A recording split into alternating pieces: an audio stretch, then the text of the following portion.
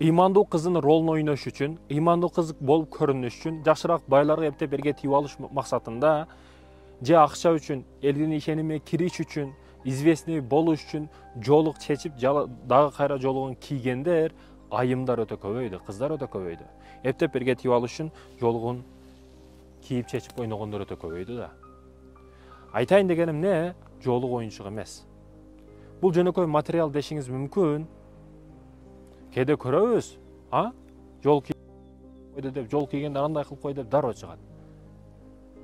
Жол кийбей жүрүп канча иштерди кылып аткандар бар. Бул маселеде эч ким талашпайт. Эч ким жазбайт. Эч ким жамандык да кылбайт.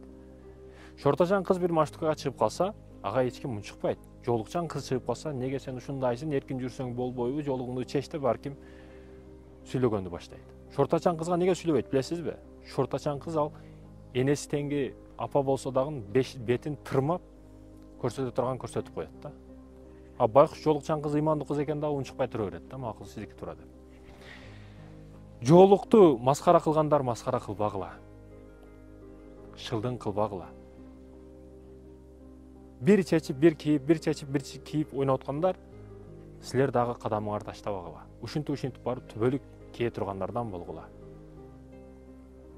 Ушундай карайт да кээ бирлер. Же намазды окуп до конца иман жолунда жүрүшүм керек, же намазды окубай арам жолдо жүрүшүм керек дейт да.